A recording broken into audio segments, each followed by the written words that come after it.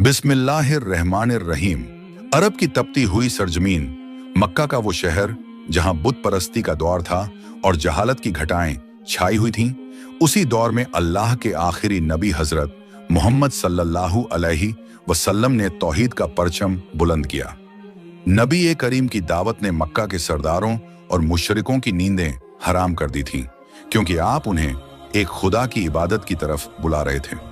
कुरैश के बड़े बड़े सरदार जैसे अब्बू जहल, वलीद बिन मुगीरा और आस बिन वैल हर वक्त इसी फिक्र में रहते थे कि किस तरह नबी पाक की दावत को रोका जाए और लोगों को उनसे दूर किया जाए। वो जानते थे कि आप सादिक और अमीन हैं, आपकी जबान से कभी झूठ नहीं निकला, इसलिए उन्होंने फैसला किया कि वो आपसे कोई ऐसा मौजा करिश्मा मांगेंगे जो इंसानी अक्ल से बाहर हो और जो आज तक किसी नबी ने न दिखाया हो। मुशरिकों का यह मानना था कि जादू का असर सिर्फ जमीन पर होता है, आसमान की चीजों पर जादू नहीं चल सकता। इसलिए उन्होंने बड़ी चालाकी से एक ऐसी फरमाइश करने का मंसूबा बनाया जिससे उन्हें लगे कि अब मोहम्मद सल्लल्लाहु अलैहि वसल्लम लाचार हो जाएंगे। ये 14वीं रात थी।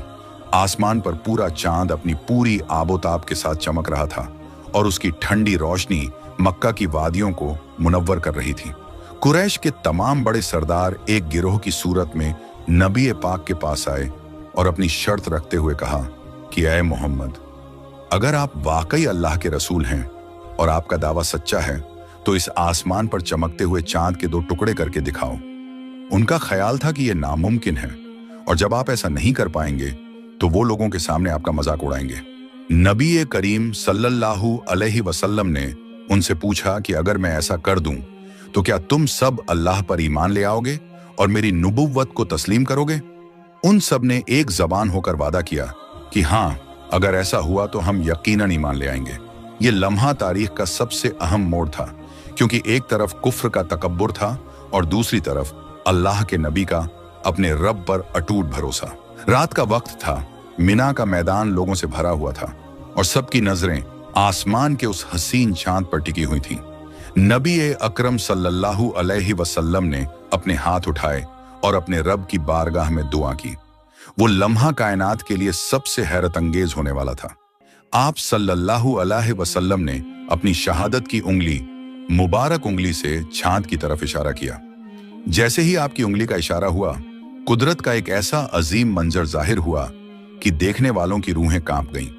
वो पूरा चांद अचानक दरमियान से फटा और उसके 2 टुकड़े हो गए। ये कोई मामूली बात नहीं थी। चांद का एक हिस्सा कोहे अब्बू कुबैस की तरफ चला गया और दूसरा हिस्सा दूसरी सिमट दिशा में मुंतकिल हो गया। मक्का के लोगों ने अपनी आंखों से देखा कि उन दोनों टुकड़ों के बीच में कोहे हिरा पहाड़ साफ नजर आ रहा था। सन्नाटा छा गया। लोग अपनी आंखें मल रहे थे कि क्या वो वाकई ये मंजर देख रहे हैं या ये कोई ख्वाब है। अल्लाह के नबी सल्लल्लाहु अलैहि वसल्लम ने बुलंद आवाज में फरमाया, गवाह रहना ऐ लोगो, गवाह रहना। सहाबाए किराम के चेहरे ईमान की रोशनी से चमक उठे। उनकी जबानों पर सुभान अल्लाह और अल्लाहु अकबर की सदाएं थीं। लेकिन दूसरी तरफ अब्बू जहल और उसके साथियों के चेहरे फक पड़ गए। जिस मौजे को उन्होंने नामुमकिन समझा था वो उनकी नजरों के सामने वजूद में आ चुका था। मगर हठ धर्मी और तकब्बुर का ये आलम था कि अब्बू जहल ने फौरन चिल्लाकर कहा कि ये तो बस मोहम्मद का जादू है जिसने हमारी आंखों को बांध दिया है। उसने इसे मौजा मानने के बजाय सिहर मुस्तमिर यानी एक मुस्तकिल जादू करार देने की कोशिश की। ये जिद की इंतहा थी कि हक सामने आ जाने के बावजूद वो उसे झुठलाने के बहाने ढूंढ रहे थे।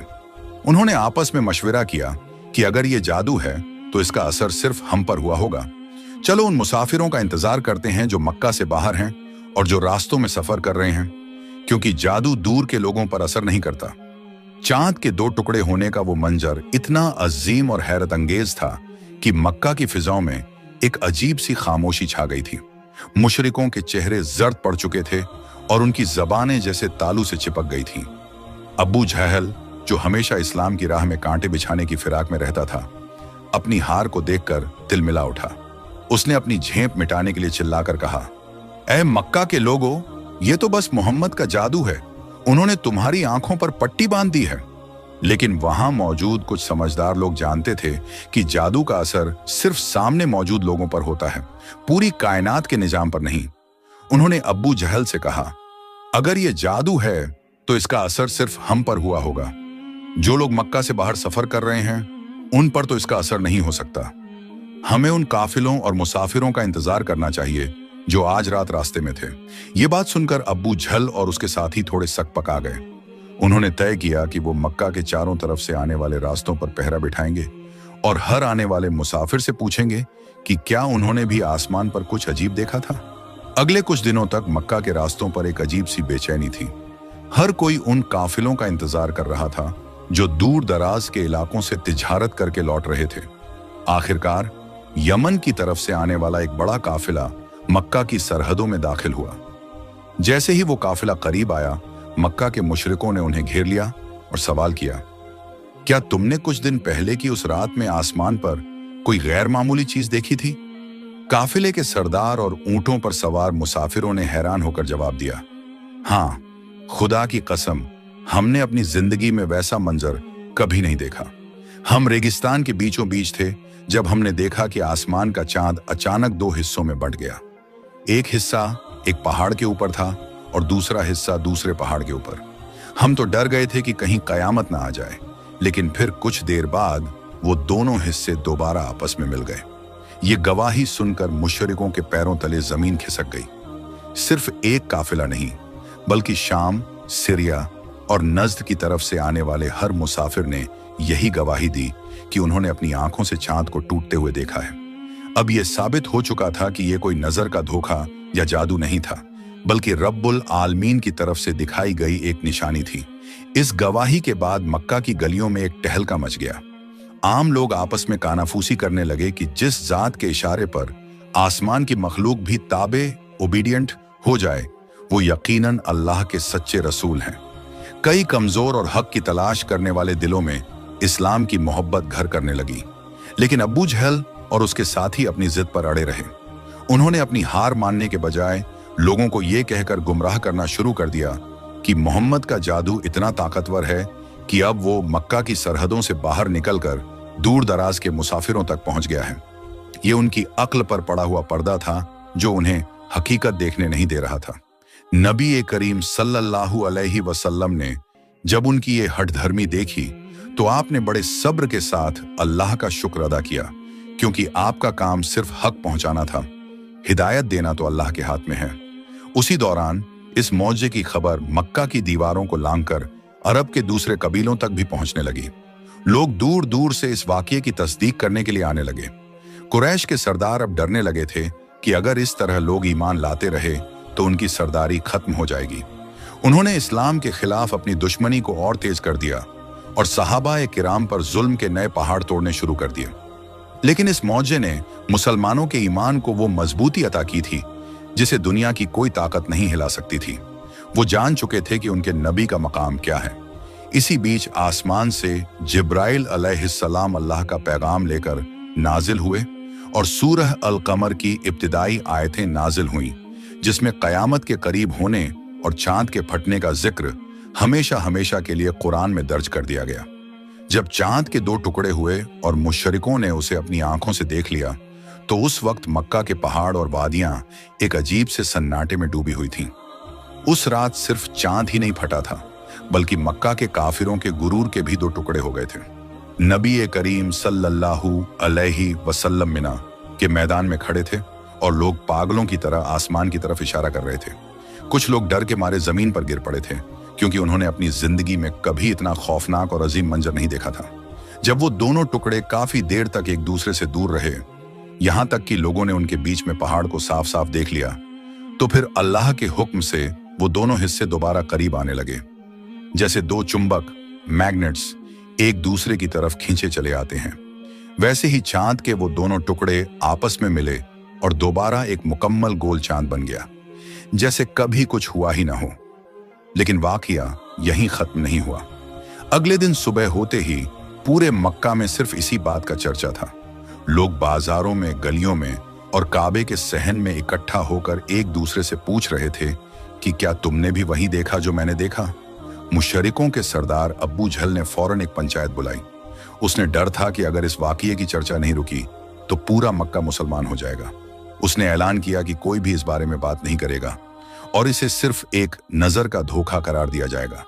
लेकिन उसी वक्त यमन और शाम के रास्तों से आने वाले ऊंटों के काफिले शहर में दाखिल होने लगे।